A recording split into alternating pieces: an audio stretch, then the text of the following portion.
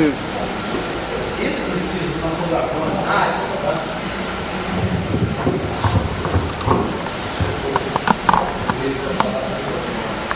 noite. Fica melhor. É um prazer retornar a essa casa. Essa casa tem um significado especial para mim, porque aqui encontrei em determinada época, em determinado momento, né, alento, acolhimento, amor e aprendizado. Então, tenho uma gratidão eterna por essa casa, pelo que ela representa. E sempre que sou convidado a retornar, me sinto muito feliz e muito bem amparado por todos vocês. Então, muito obrigado pelo convite e certamente virei as outras vezes que me chamarem. Será sempre um prazer. Bom, nós que estudamos a doutrina espírita e tentamos compreender essa doutrina... Não, pode deixar que eu falo, você pode, fica tranquilo. Nós que estudamos a doutrina espírita, que buscamos nos seus preceitos básicos compreender, racionalmente os seus pressupostos, os seus conhecimentos, a sua doutrina que se baseia em religião, filosofia e ciência, nos faz muitas vezes remeter a alguns pensamentos que para algumas outras religiões, e até mesmo para a maioria de nós, são assuntos um pouco abstratos. Quando você pensa em Deus, ou como compreender Deus, entender Deus, ao mesmo tempo que é fácil você saber que existe um Deus, se Deus é único, é importante você saber disso, é importante você compreender isso, mas às vezes nos foge os conceitos. Quando a gente para pensar, existe Deus, tudo bem, mas como é que funciona? Como é que Deus age em mim? Como é que Deus age na minha vida? Porque o Espiritismo é uma doutrina cristã e porque Cristo falou em Deus. Porque Cristo disse que Deus era o nosso Pai. Para a gente entender um pouco isso, a primeira coisa que a gente precisa compreender é o que muitos de nós já sabemos, é o motivo que levou Jesus a reencarnar naquela situação, naquela região, há 2000 anos atrás. O que motivou Cristo a estar no meio dos judeus foi exatamente o fato dos judeus serem a única ou a mais importante religião, pelo menos a que já tinha se firmado como sendo a religião de um único Deus. Até então se achavam, as religiões, tanto na Grécia, que era uma sociedade muito avançada do ponto de vista filosófico, do ponto de vista científico, mas se tinha crença de muitos deuses. O Egito também, teve uma época, um pequeno momento em que o faraó determinou no Egito a existência de um único Deus, Akhenaton, mas durou pouco tempo. Logo após a sua morte retornaram ao politeísmo. Então, o que é que isso nos faz perceber? O motivo que Cristo retornou à Terra, ou veio à Terra pela primeira vez, ou esteve junto de nós para vir com uma segunda revelação e nos ensinar a lei de amor, como sendo uma lei, a única lei de salvação, o Cristo escolheu os judeus, porque os judeus acreditavam na existência de um único Deus. Então, olha que coisa importante. Olha como é importante nós compreendermos e entendermos o conceito de Deus. Sabemos o que é Deus. Tirar Deus desse abstracionismo que muitas vezes a gente se perde. Quando nós nos perguntamos o que é Deus, a resposta não é tão fácil. Quando nós perguntamos a outra pessoa, fica mais difícil ainda. Se você perguntar para mim, eu talvez vá dizer, calma, no final da palestra a gente vai chegar numa ideia juntos. Que é a ideia que eu trago hoje, Que essa palestra, na verdade, ela toda acontece para chegarmos no final a uma única resposta. E compreendermos Deus de uma maneira bem clara e lógica. Vamos lá. Deixa eu passar aqui para a gente começar. Vamos puxar, Primeira coisa. No Livro dos Espíritos, já no capítulo 1, na primeira parte, de todas as 1018 perguntas do Livro dos Espíritos, adivinha qual foi a primeira pergunta que Kardec fez? Adivinha? Que é Deus? E foi muito legal essa pergunta, porque ele não perguntou o que é Deus, e nem perguntou quem é Deus. Ele não personalizou Deus. Ele abstracionou Deus ainda mais, quando ele disse, o que é Deus? E os Espíritos deram essa resposta. Deus é a inteligência suprema e causa primária de todas as coisas. Tá. Isso fala muito. mas também não explica muito, concorda? Fala muito, mas é uma resposta extremamente vasta, mas ela não explica muito, né? Deixa muitas lacunas, muitas perguntas e muitos questionamentos. Mas, para nossa felicidade, o Espiritismo não é feito só de Evangelho. Temos os outros livros da codificação. E Kardec nos deixou também um livro chamado Gênesis.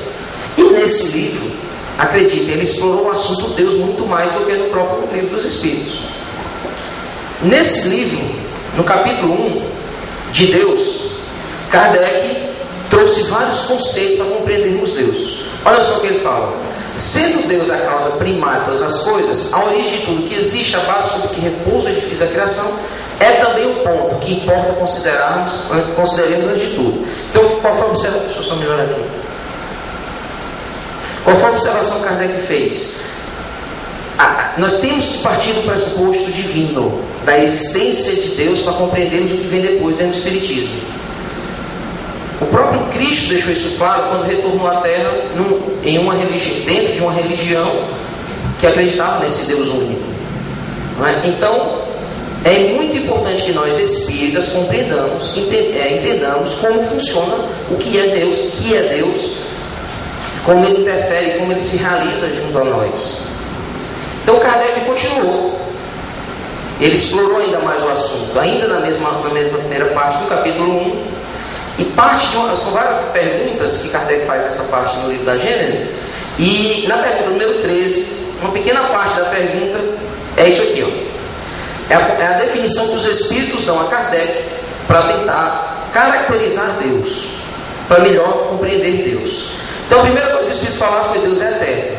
Se tivesse tido um princípio, teria saído do nada. Ou então também seria sido criado por um ser anterior. É assim que de degrau em degrau remontamos ao infinito e à eternidade. Então, o que é ser eterno? Ser eterno é sempre ter existido e sempre existir. Entenderam? Isso é eternidade.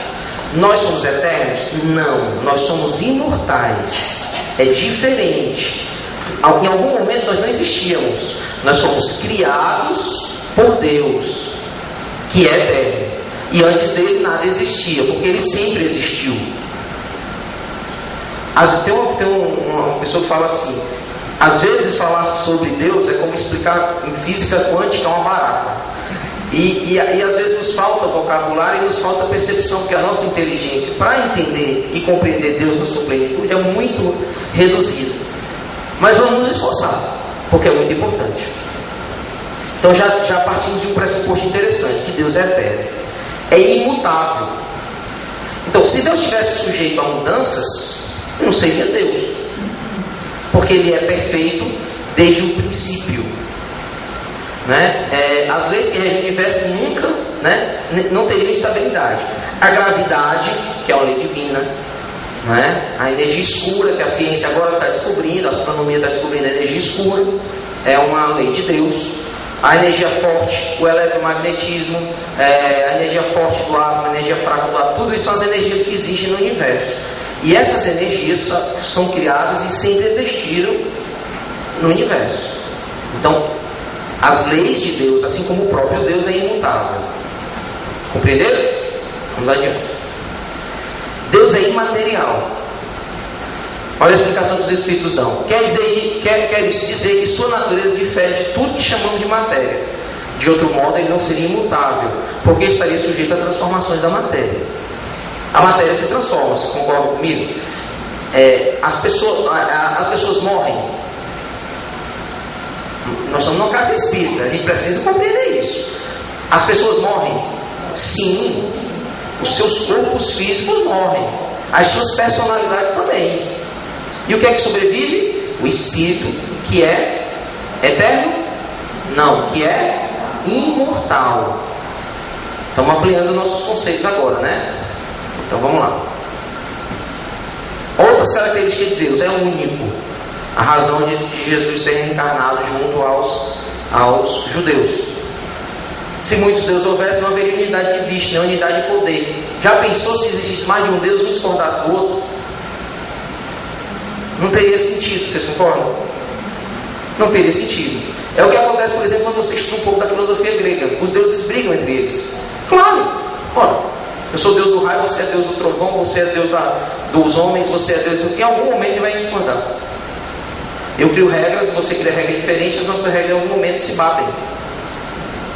É o que acontece muitas vezes quando nós não temos unidade de pensamento, né? Quando nós ainda divergimos pelas nossas opiniões pessoais, pelos nossos egos, né? Isso é natural, porque nós ainda estamos em processo de evolução, mas nós não podemos antropomorfizar Deus, nós não podemos dar para Deus características que são nossas, porque Ele não é nós, Ele é o nosso Criador.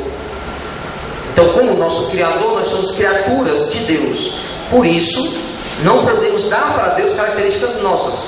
É inconcebível, por exemplo, algumas religiões que falam que Deus tem ira. Divaldo Franco tem uma abordagem sobre esse assunto que eu adoro. Ele falou o seguinte: uma vez numa entrevista, perguntado a ele como é que era a ira de Deus. Por que Deus se enraivecia, né? Sentia raiva das pessoas, castigava o povo com as suas doenças, com as dores, com os sofrimentos.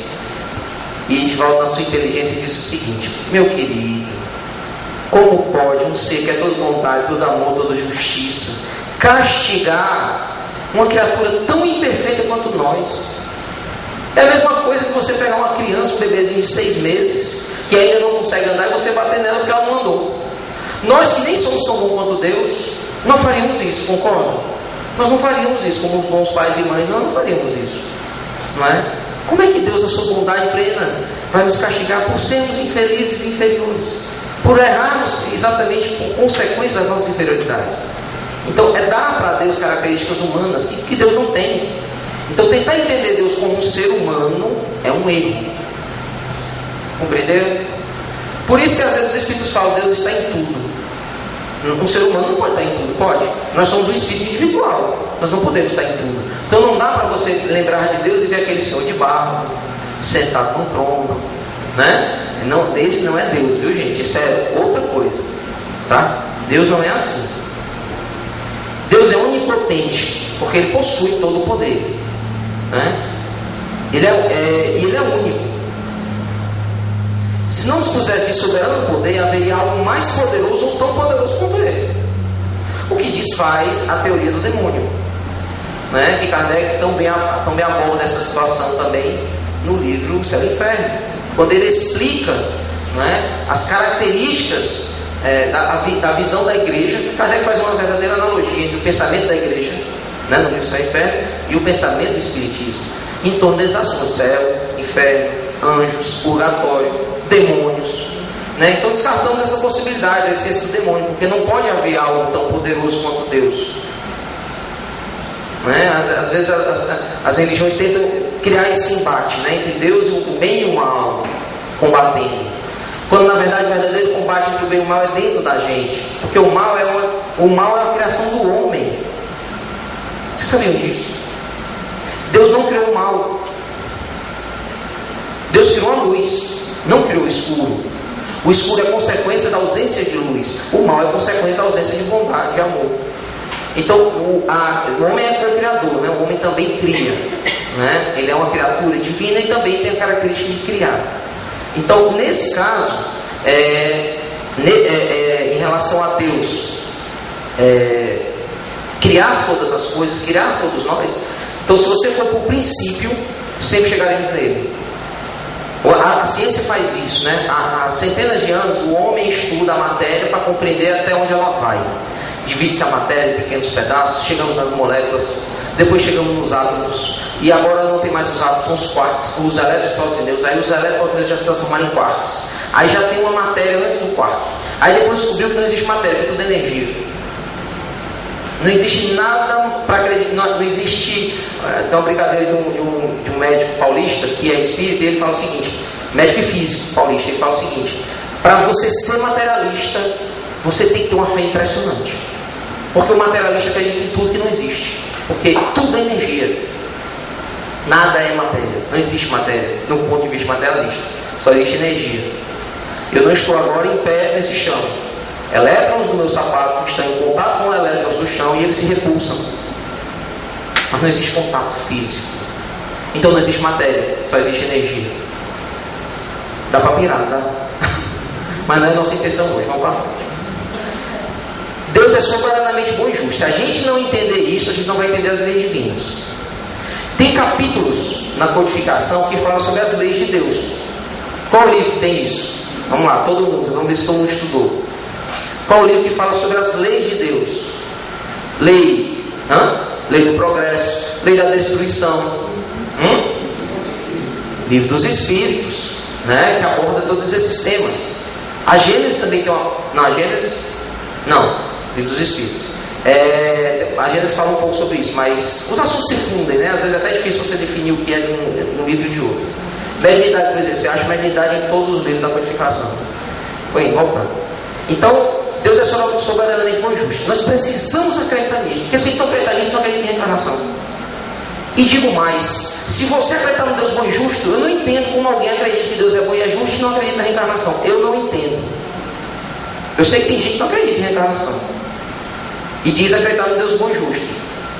Como é que Deus é tão bom e tão justo? E a pessoa não acredita em reencarnação? É uma coisa realmente para mim difícil de compreender.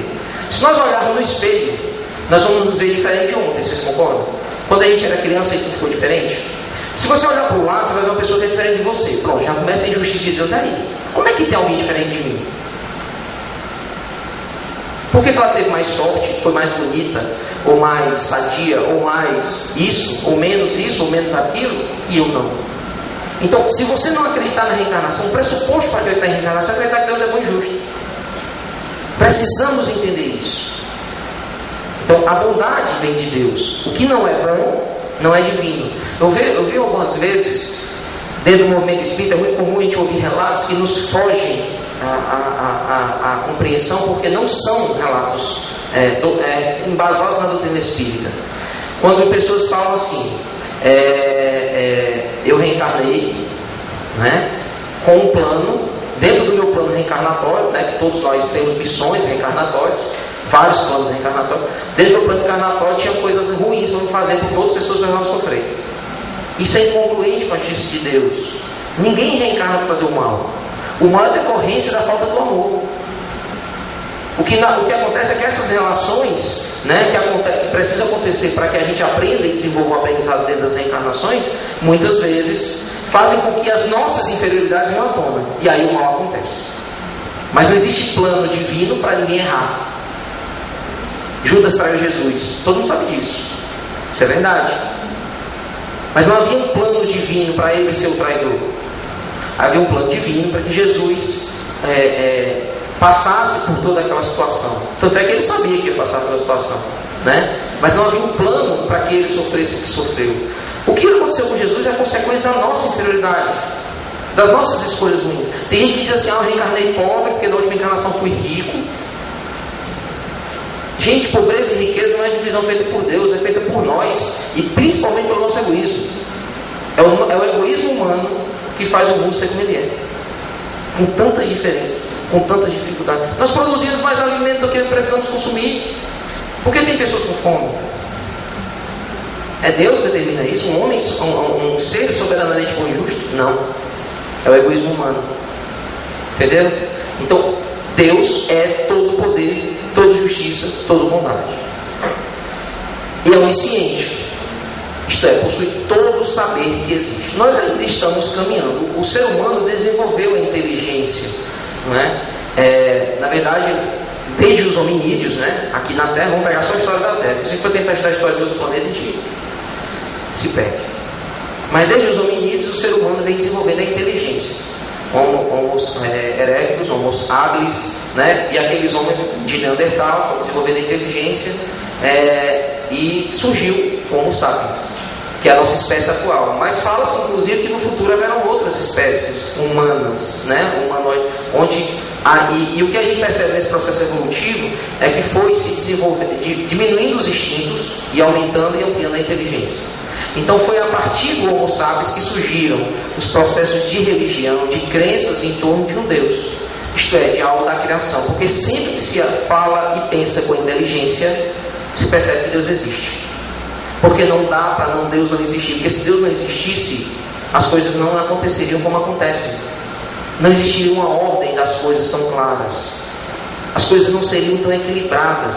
Aqui na prece foi falado, muitas vezes a sombra Precede a luz. A tempestade precede a calmaria. O que é a tempestade? Se alguém aqui for climatologista, vai saber que a tempestade é uma busca da atmosfera pelo equilíbrio. Existe um desequilíbrio de densidade no ar, existe um desequilíbrio de umidade, um desequilíbrio de temperatura, e na tentativa de buscar esse equilíbrio, formam-se as tempestades. Não é assim? Então, é isso que nós precisamos entender, que muitas vezes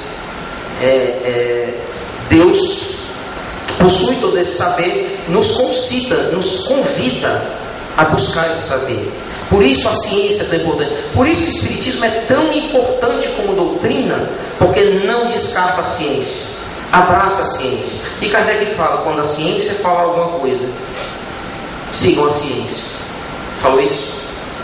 Assim como Emmanuel diz isso para Chico: se eu abandonar o Evangelho, fico no Evangelho. Se eu estiver contra o Evangelho, fico no Evangelho. Kardec diz: se o que eu estou escrevendo, se o Espiritismo não estiver de acordo com a ciência, fiquem com a ciência. Porque é a ciência que vai um dia provar e mostrar e exemplificar que nós somos tudo isso, resultado de tudo isso, e que o espírito humano sobrevive à dissolução cadavérica. Nós, espíritas, ainda estamos em processo de compreender isso. E um dia a ciência também compreenderá. Ainda no livro dos Espíritos, na primeira parte, tem essa quarta pergunta que Kardec pergunta aos Espíritos: onde se pode encontrar a prova da existência de Deus? Naquilo que nós falamos. No axioma que aplicais às vossas ciências, não há efeito sem causa. Se alguma coisa acontece, algo precedeu isso. Se existe um fenômeno meteorológico da natureza, um fenômeno em nossas vidas, existe uma causa. Se você adoeceu, é porque você não cuidou bem do seu corpo. E se você cuidou bem do seu corpo nessa encarnação, talvez não tenha cuidado na outra. Por isso está doente. Então, tudo que acontece é efeito de algo que causou isso. Tudo é efeito e causa. Quer ver uma coisa? Dá para você pegar uma semente de milho, colocar no chão, plantar, adubar, jogar água e ficar rezando muito, com fervor, com fé, para nascer feijão? Você acha que vai nascer feijão? O que é que a lei da natureza diz? Tudo que se planta, se colhe. Se você queria feijão, você era para ter escolhido outra semente. É o nosso livre-arbítrio. Mas depois que você escolheu, não dá para mudar. É o determinismo. Entenderam? Então o livre-arbítrio vai até o momento que você escolhe. Quando depois escolheu, você vai ter que colher. Simples assim. Então isso é uma lei divina.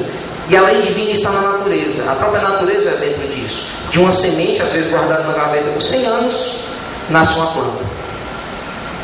Então, como isso acontece? É um fenômeno, né? É lindo. A botânica explica como isso acontece.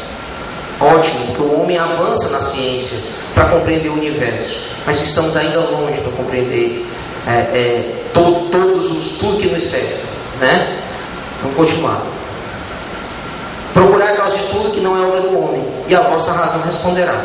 Existem algumas coisas que são criação humana, e existem coisas que não são criação humana, né? O que não é criação do homem é criação de Deus. Como o homem também é criação de Deus, tudo é criação de Deus, partindo desse pressuposto, tá? Mas o homem, como eu falei no início da palestra, também é um co-criador. Se você encontrar um relógio na praia, você não vai dizer: olha, esse relógio foi a natureza que gerou ele. Você vai dizer isso? Não. Quem gerou esse relógio? Foi um homem. Porque aquilo ali tem os traços da criação do homem. Então você vai olhar para aquilo assim: olha como o homem é sábio, criou o relógio, eu achei, agora ele é meu. Mas o que é que eu quero dizer com isso? Que nós conseguimos identificar o que é criação do homem e o que é criação de Deus, né? E nós espelhamos a natureza para poder desenvolver a nossa ciência, que é muito bom. Para crer-se em Deus, basta que se lance olhar sobre as obras da criação. Há pouco tempo eu vim saber, eu não sabia disso. Vocês sabem quantas estrelas existem? Como é que se chama a nossa galáxia? Onde está o Sol? Nossa galáxia, como ela chama? Via Láctea. Vocês sabem quantas estrelas a Via Láctea possui? Quase 1 trilhão. Gente, é um número que a nossa consciência não consegue enxergar. Mas é muito. O Sol, que é uma estrela pequeníssima comparada à maioria das estrelas do sistema da galáxia, ele fica, para você sair do sistema solar, a luz precisa viajar por 1 ano para você sair do sistema solar. A luz que sai do Sol e chega na Terra demora 8 minutos, mas para a luz sair do Sol e chegar no final do sistema solar demora 1 ano. Olha como o sistema solar é imenso, não é? É um dos menores sistemas da galáxia Via Láctea. E a gente começa a entender isso, e quanto mais a ciência avança, a gente vai compreendendo a grandiosidade de tudo isso, e a gente vai se vendo tão pequenininho que é impossível tudo isso ser obra do acaso. É impossível. E teve um físico, assim, deixa eu contar essa metáfora. Tinha umas pessoas, né, que moravam numa cidade, num vilarejozinho que ficava bem no meio desse abismo. Bem no meio desse abismo. E aí o que acontece? Como esse abismo era muito profundo, né, um vale muito profundo, lá tinha água, tinha plantas, era muito bonito. Mas eles nunca viram o sol, porque era muito profundo. Eles viam a luz que entrava, eles viam a luz bater nos paredões, e a claridade que se fazia pela manhã era belíssima, e o céu clareava, mas o sol eles nunca viam, porque havia um movimento, havia uma posição desse lugar que eles estavam, que o sol nunca podia ser visto. Talvez pela dificuldade de proximidade do Equador, ou longe do Equador, fazia com que essa região nunca, olhando para o céu, você conseguisse ver o sol. E essas pessoas que moravam aí dentro desse vilarejo, lá embaixo, lá no fundinho, que vocês não estão conseguindo ver. Um dia surgiu uma pessoa no meio deles e falou assim: o sol existe. E a maioria das pessoas falou: impossível. Por quê? Porque nós não vemos. Não, mas ele disse: o sol existe. E é o sol que nos ilumina. Conversa. Como é que pode existir uma coisa se eu não vi? Muitas vezes nos sentimos assim em relação a Deus. Queremos entender e compreender Deus, a sua claridade, o seu amor, a sua luz. Somos apenas um reflexo dela. E vivendo nesse mundo escuro, lá embaixo, olhando para cima e tentando enxergá-lo, e não conseguimos ver, como essas pessoas não viam o sol. Mas elas sempre eram irradiadas pela sua luz, pelo amor que o sol transplantava para as suas plantações, para os seus animais e para a vida que elas possuíam. Entenderam? No livro dos Espíritos, ainda na primeira parte do capítulo 1, a pergunta é a seguinte: que se deve pensar da opinião dos que atribuem a formação primária a uma combinação fortuita, isto é, ao acaso da matéria, ou por outro acaso, ele mesmo explica. Que se deve pensar da opinião que algumas pessoas atribuem a formação primária de tudo pelo acaso. Teve olha, eu vou dar a resposta dos Espíritos. Outro absurdo: que homem de bom senso pode considerar o acaso um ser inteligente, e demais, que é o acaso. Quando nós acreditamos na lei de causa e efeito, sabemos que o acaso não existe. Eu estou com sorte. Não, meu filho. Você só se preparou, se esforçou, e a oportunidade apareceu e você agarrou. Você chama isso de sorte? Quer ver uma coisa? Olha, tem um amigo meu que está querendo contratar uma pessoa para trabalhar 4 horas por dia, e essa pessoa vai ganhar um salário de 50 mil reais por semana. Alguém aqui se interessa? Interessou, né? Só que tem alguns pré-requisitos. É o seguinte: para você ocupar essa vaga, você tem que saber falar grego e escrever grego. Você sabe falar grego e escrever grego? Pois é. Não vai poder pegar a vaga. Teve azar, né? Não houve preparo. Aí se o cara se prepara, passa a vida toda estudando grego. Meu primo estuda japonês. Eu não sei pra quê, porque eu acho uma coisa. Ele lê em japonês, é uma coisa impressionante. Ele estuda há 5 anos. E no dia que apareceu uma oportunidade de trabalho, que a necessidade seja de saber falar japonês, vocês concordam que o mercado de trabalho é desse tamanho? Mas vocês concordam que a quantidade de profissionais para isso é menor ainda? Como é que você pode, depois que uma pessoa dessa consegue um bom emprego, se atribuir isso à sorte? É uma mistura de preparo com oportunidade, né? Então não existe acaso. A harmonia existe no mecanismo do universo, patenteia combinações e desígnios determinados. E por isso mesmo revela um poder inteligente. Atribuir a formação primária ao acaso é uma insensatez. Pois se o acaso é cego e não pode produzir os efeitos que a inteligência produz, um acaso inteligente já não seria acaso. O que é que o acaso, o acaso ele é estudado, sabia? A lei do caos, né? A entropia na química. O que é que o acaso faz? O acaso destrói, o acaso nunca constrói. Quem estuda química sabe que se você deixar, por exemplo, uma substância assim no tempo, na temperatura errada, ou no local mal armazenado, ela vai se estragar. Assim acontece com os alimentos. Então a tendência natural das coisas é se destruírem. O acaso destrói as coisas. No entanto, querem atribuir ao acaso a existência do que existe, da perfeição que existe. Isso é uma coisa contraditória, é uma contradição de conceitos. Isso é uma curiosidade. Eu cometi um erro quando eu não devia estar colocando isso na palestra, porque eu não sei o nome da pessoa que falou isso. Mas eu garanto que isso aconteceu, porque eu estava assistindo um documentário sobre a genética humana no Discovery, não era no National Geographic Channel. E durante a formatação desse documentário, eles entrevistaram muitos cientistas.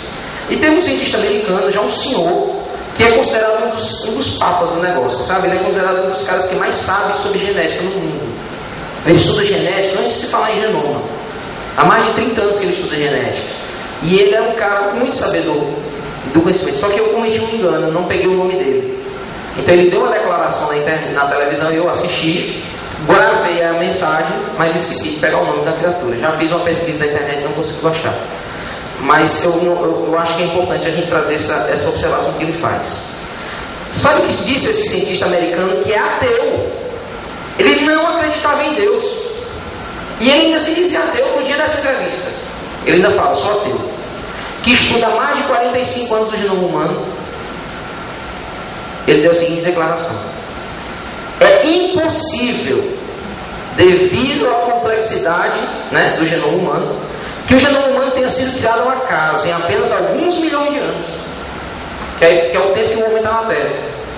É o mesmo que dizer que um único tornado de 10 minutos em um ferro velho faria aparecer no final um avião Boeing 747 montado e funcionando, até mesmo pintado. Você acredita, se alguém contar para você que um tornado no ferro velho, no final saiu esse avião funcionando? Pois é o que algumas pessoas acreditam, que o acaso criou tudo. É muito interessante, é curioso, né? Uma pessoa fazer essa comparação, uma pessoa que tem um conhecimento que ele tem. Eu me comprometo em um dia dizer o nome desse homem, eu ainda vou achá-lo. Ainda vou assistir esse documentário outra vez e vou pegar o nome dele. Tentando entender Deus. Deus criou tudo? É para vocês a pergunta. Diante da palestra de hoje, tem um amigo meu que fala assim: quando o povo fica muito calado, ou é porque eles não estão entendendo nada, ou porque eles entenderam tudo. Deus criou tudo, gente. O que vocês acham? Sim. Sem exceção.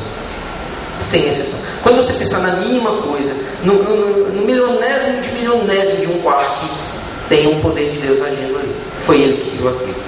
Como Deus criou a matéria que nós usamos para revestir os nossos corpos espirituais, nós somos criação de Deus. Como Deus criou o meu espírito para que ele evoluísse, eu sou Deus, faço parte de Deus. Sai Bárbara, um sábio indiano que desencarnou há pouco tempo, uma vez disse assim: eu sou Deus. Algumas pessoas criticaram ele, porque parecia arrogância. Aí ele foi explicar: eu sou Deus, você também é. A diferença entre nós dois é que eu acredito nisso. Entendeu? Então, o que é que ele quer dizer com isso? Que nós somos divinos, porque nós fazemos parte da centelha de Deus. Nós somos criação dele. Como o próprio Espiritismo fala, nós somos, tem um termozinho que fala que nós somos criaturas nascidos da luz de Deus. Tem um termozinho, luminogênese, alguma coisa. Não? Alguém sabe esse termozinho? Mas é que nós somos criaturas de Deus, da luz divina. Nós fomos criados pela luz de Deus. Então Deus criou tudo. Existe um demônio, um diabo que seja tão poderoso ou inteligente que Deus, mas com instintos maus, quer dizer, um anteposto a Deus? Existe isso? Não. Existem espíritos que ainda não conhecem Deus. Existem espíritos que ainda conhecem, mas não aceitam Deus, né? Ou os que não aceitam e não conhecem, mas querem transgredir as leis que Deus criou. Então, sempre que nós transgredimos a lei, nós somos, né, absorvidos pela falta de amor, pela falta de bondade, né? Então não existe demônio, não existe diabo, né? Como algumas religiões infelizmente ainda tentam, porque algumas religiões são baseadas no medo.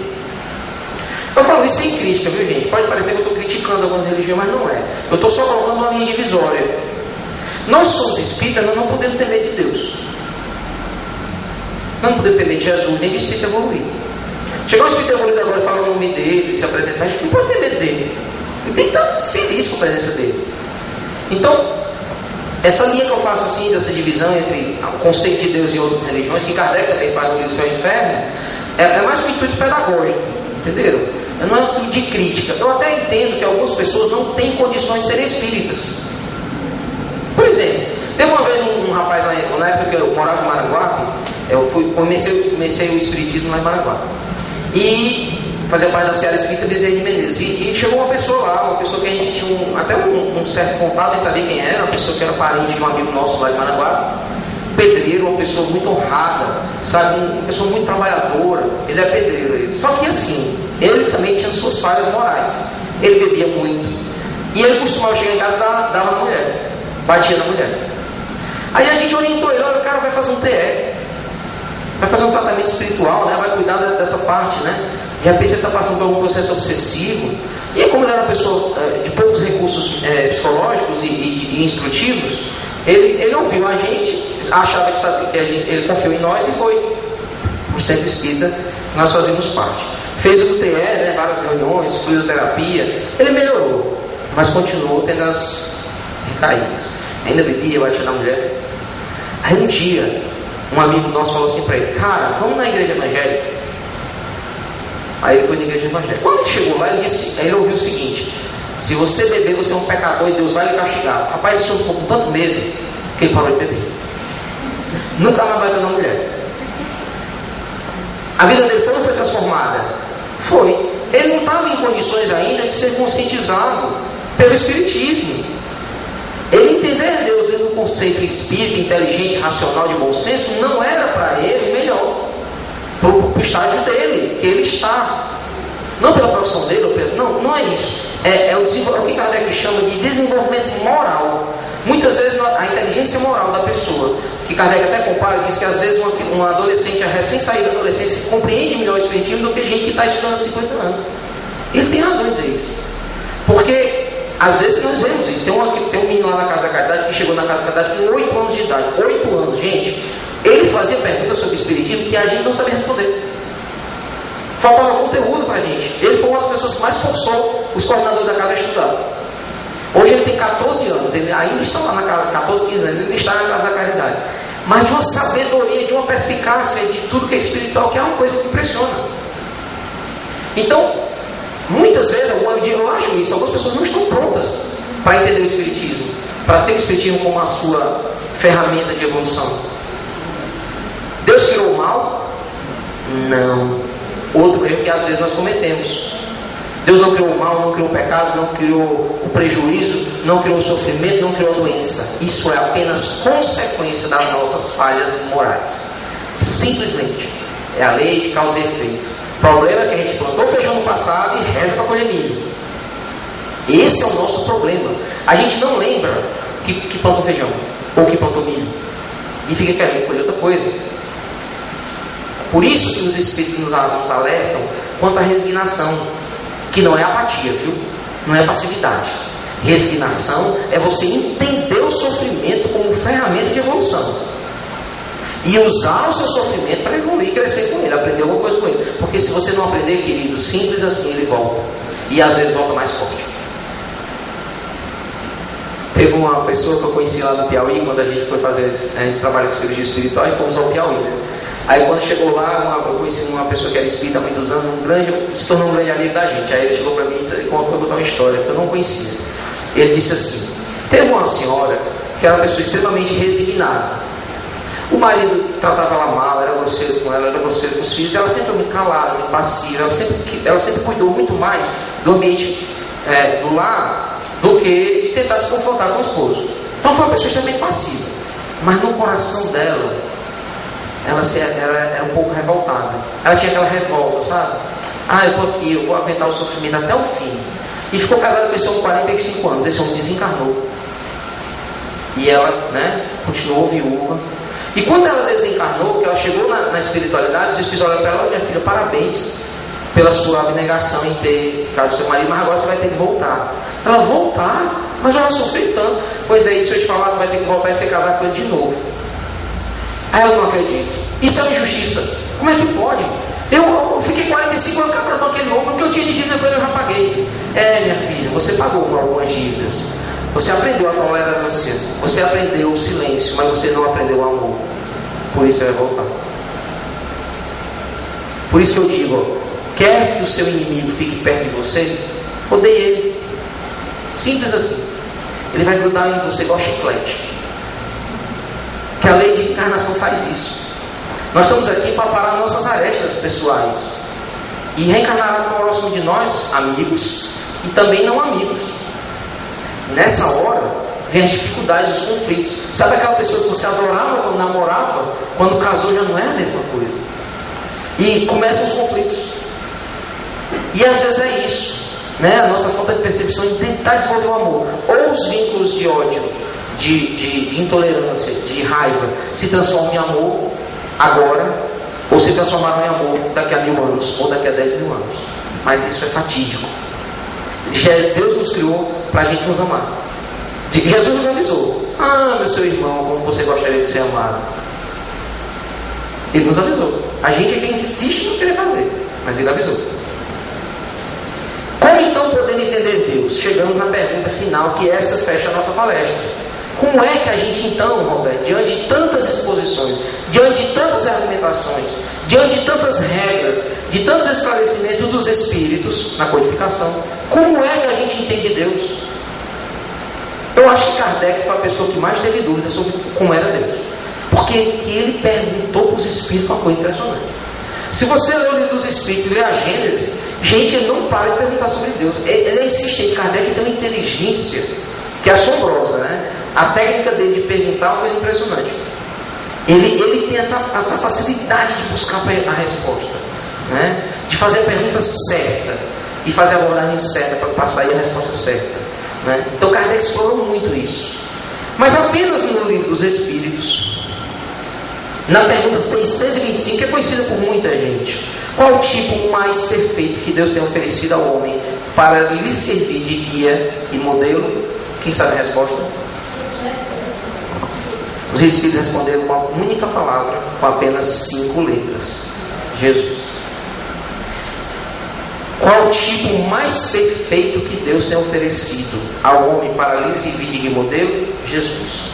Por que essa pergunta do livro dos Espíritos, a terceira parte do capítulo 1, 625, encerra a nossa palestra? Porque ela nos mostra que, mesmo não conseguindo ainda compreender Deus como gostaríamos, mesmo ainda não entendendo, visualizando, compreendendo tudo que Deus representa, nós temos um guia e um modelo. Nós temos um ser humano como nós, chegou na Terra para servir de guia e modelo, e a esse homem que se chamava Jesus, que hoje não se chama Jesus, porque os Espíritos evoluídos não tem nome. As pessoas perguntam: por que Jesus se identificava como Espírito de verdade para Kardec? Porque ele não tinha nome. Me chama de verdade. Porque os Espíritos, quando evoluem muito, eles perdem o personalismo e perdem o nome. Eles ficam, não é anônimos, eles ficam sem personalidade, sem personalismo. Eles se desfazem do personalismo para viver a lei divina intensamente, que é o que Jesus era. Ele precisou do nome porque ele estava enganado. Mas quando ele retornou à pátria espiritual, Ele perdeu esse nome e se tornou Espírito de verdade.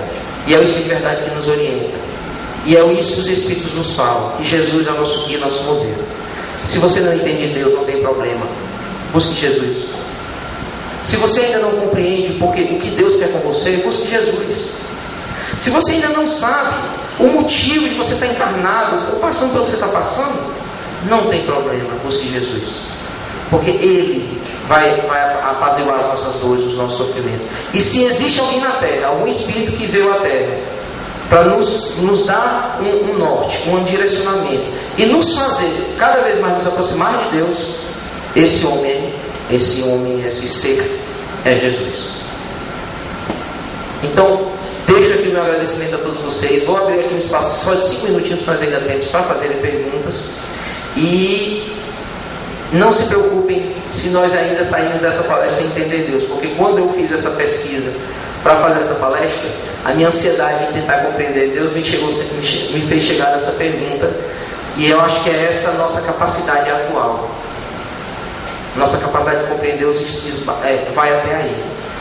Vamos primeiro tentar seguir o exemplo de Jesus. Fazer o que Jesus nos colocou como normas, né? Como normas morais, como normas sociais, como norma de convivência. Se a gente fizer isso, aí sim nós estaremos prontos para dar um novo passo, um degrau novo, que é compreender Deus como Jesus compreendia, né? Que ele falava de Deus como se fosse um amigo, um pai, algo próximo, né? E é isso. Bom, pois não.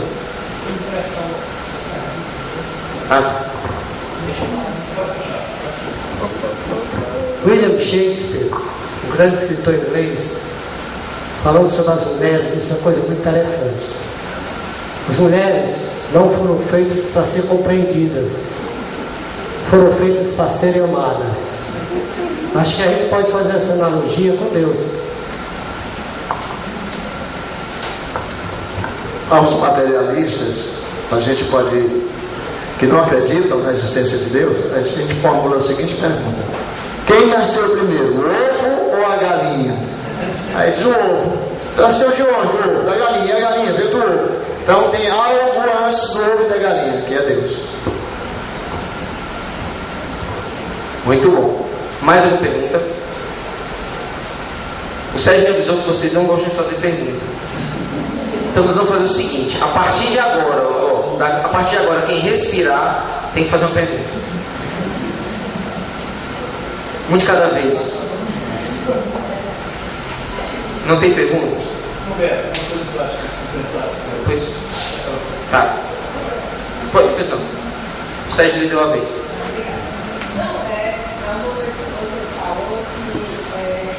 Que Deus é muito bom e que, portanto, o mal surge da gente.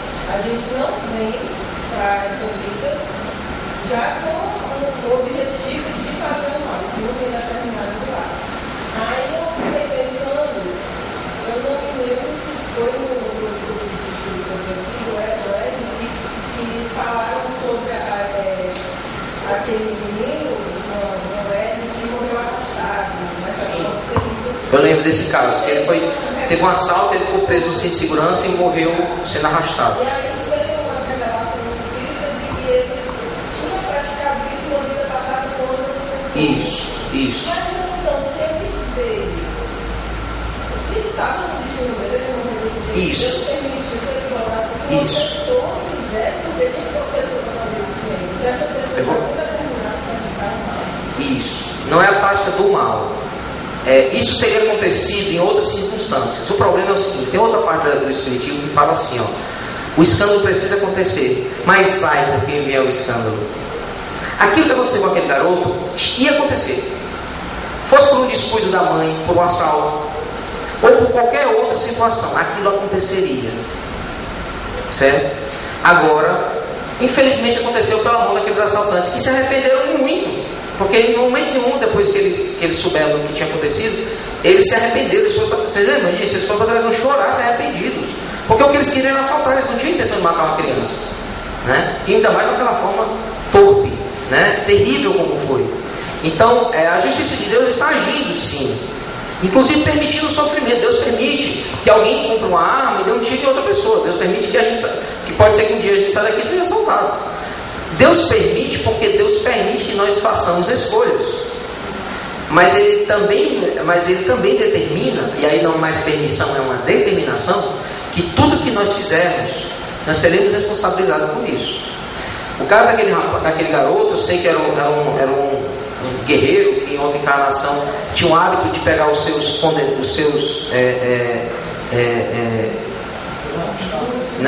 inimigos, amarrar em traseira de cavalo e deixar eles se esfacelar em pedaços, né? E essa pessoa que reconheceu o próprio erro, inclusive ele passou acho que 700 anos dentro de uma caverna em sofrimento. Você sabe da história? Que veio na psicografia? Foi mais ou menos isso. E depois de tanto tempo sofrendo em consequência dos seus abusos da lei de Deus, das transgressões que ele fez com as leis de Deus, ele se arrependeu e pediu para retornar para a terra e passar por um pouco do sofrimento que ele causou às outras pessoas. E isso é uma forma de resgate, é o que nós chamamos de expiação. É você retirar do seu ombro, né, através da vivência do sofrimento, né, aquilo que você fez um dia alguém sofreu, ou você mesmo se fez sofrer, né, como é o caso do suicídio. Então, a lei de Deus ali está havendo ipsiliter, é uma representação clara da lei de Deus. O problema é porque nós achamos, né, que tudo acontece por uma relação de acaso, quando na verdade não é. Aquela criança precisava passar por aquilo, mas infelizmente foi para a mão daqueles dois assaltantes. Então o mal aconteceu, ele tinha que acontecer. Não é nem o mal, é o escândalo, né, que o Evangelho fala. O escândalo precisa acontecer, mas é porque ele venha. Jesus talvez tivesse sido preso naquele dia, mas coitado, por que Judas fez aquilo? Não devia ter feito. Ele se arrependeu. Se arrependeu? Até que ele foi lá e devolveu o dinheiro, porque ele não queria o dinheiro. Não era o dinheiro que Judas queria. Ele queria que Jesus Cristo mostrasse o poder que Jesus já tinha mostrado para os próprios apóstolos, porque o Cristo já tinha se mostrado poderoso para ele, e ele acreditava que na hora que o Cristo fosse preso, o Cristo ia dizer: eu sou Deus, eu sou todo poder, eu sou e tal, e ia mostrar o seu poder. E Jesus não fez isso, porque o reino de Deus não é desse mundo. E aí Judas viu-se encruzilhado e cometeu o segundo erro, foi o suicídio, né? Mas nós já sabemos que Judas retornou, né? Já me falaram, eu não sei se isso é verdade, a gente tem um certo conhecimento a respeito.